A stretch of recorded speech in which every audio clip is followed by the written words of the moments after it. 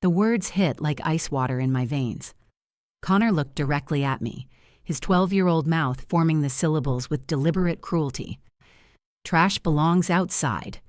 He pointed at me while his twin sisters giggled behind him in my mother's hallway.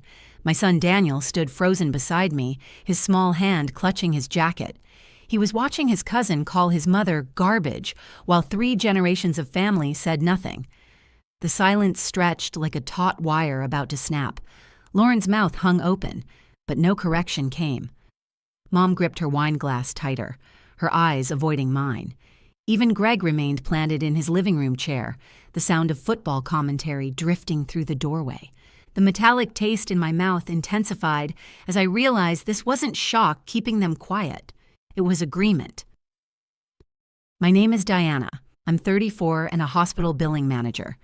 This is the story of how I stopped funding my own humiliation. The Sunday dinner invitation had felt like routine when I'd arrived at Mom's apartment attached to Lauren's house. Same expectations, same seating arrangements, same invisible hierarchy where Daniel and I occupied the bottom rung. But as Connor's words echoed in the hallway, 7 years of careful balance crumbled in an instant. "We should go," I managed, my voice steadier than my hands. Daniel's relief was visible. These dinners had never brought him joy, only the exhaustion of being overlooked while his cousins commanded every adult's attention. In the car, Daniel's quiet question pierced deeper than Connor's insult. "Does that mean they think you're trash, too?" "What they think doesn't matter," I told him, but my phone was already buzzing with Mom's monthly reminder. The transfer. $3,200 due today. Same as it had been every month since her early retirement. Money that funded her comfortable lifestyle while she watched her grandson call me trash. At home, after Daniel fell asleep clutching his stuffed bear, I opened my banking app. The automatic transfer sat ready for execution. $3,200 from my account to hers, maintaining the woman who had just demonstrated exactly how little she valued the daughter, funding her retirement. I canceled it. Then I opened my laptop and began documenting. 7 years of transfers, 84 payments of $3,200 each, medical bills I'd covered, the car loan I'd co-signed, hearing aids, dental work, furniture, every expense that had transformed Mom's modest pension into a comfortable lifestyle. The spreadsheet grew as I added receipts, bank statements, loan documents. $327,000 in total support provided to someone who couldn't find her voice when a child called me garbage.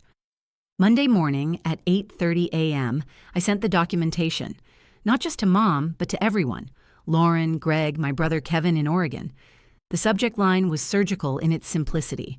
Financial support documentation, 2017 to 2024. The email was professional, factual, devastating. Please find complete documentation of financial support provided to Patricia Coleman from November 2017 through November 2024. Total support, $327,000. Effective immediately, all support ceases. I included Mom's actual budget breakdown. Apartment rent, $0. She lived with Lauren. Car payment, $412, co-signed by me.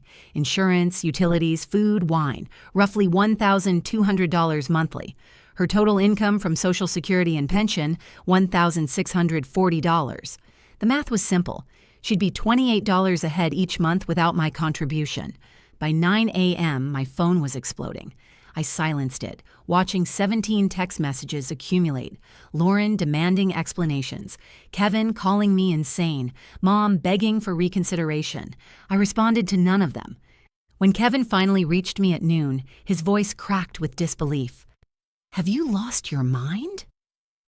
"I've regained it," I said. "Connor called me trash. Everyone heard, no one corrected him. Then Mom texted asking for money. The connection seems pretty clear." The silence stretched before he found his voice. "Connor's just a kid." "A kid who learned that behavior from adults who think I'm worth $3,200 a month, but not worth defending." Tuesday morning brought the car lender's call. Mom had missed her payment. As co-signer, I explained I was pursuing removal from the loan. If she couldn't refinance independently, she'd have to surrender the vehicle. "Understood," I told them. Later that afternoon, I drove to the bank and completed the co-signer removal paperwork. Mom had 30 days to refinance or lose the car. Lauren appeared at my door that evening, her face flushed with anger. Mom's panicking. She needs that money. She needs to live within her means, I replied through the screen door. Connor was just being stupid. And you were silent, which is worse. I didn't know what to say. Try this. Connor, that's unacceptable. Apologize immediately. Instead, you smirked. Her mouth opened, then closed. No denial came because no defense existed. What about Mom? She finally managed. She'll lose the premium cable I didn't know I was paying for. She'll lose the wine budget. She'll still have her roof, her food, her health care. She'll be fine. This is selfish. This is self-preservation. Wednesday brought Mom's call from Lauren's phone, her voice barely audible. Please, I'm sorry. Connor was wrong. Yes, he was, but 7 years too late for apologies. I love you. Love isn't words, Mom. It's actions. Your actions told me I'm worth paying but not worth protecting. So now you get neither the money nor the burden of pretending you value me. What can I do? Nothing. It's not fixable with promises to do better. It's done. Thursday afternoon, Daniel smiled in the car after school. Good day? I asked.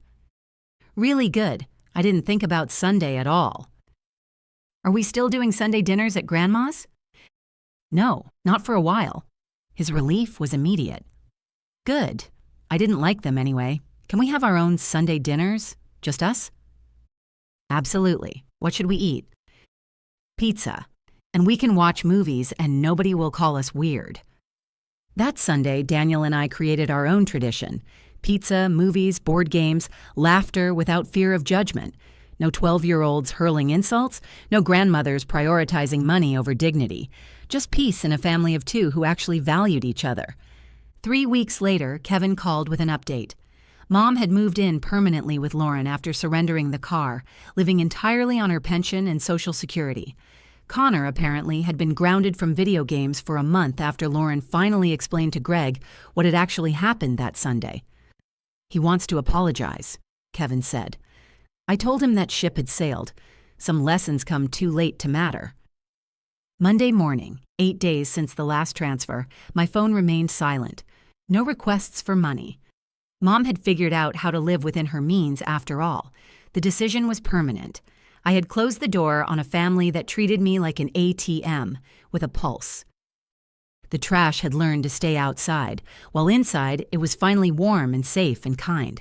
Daniel and I had discovered something more valuable than family obligation, family that actually protects what matters. Before you go, here's a quick bonus for sticking around.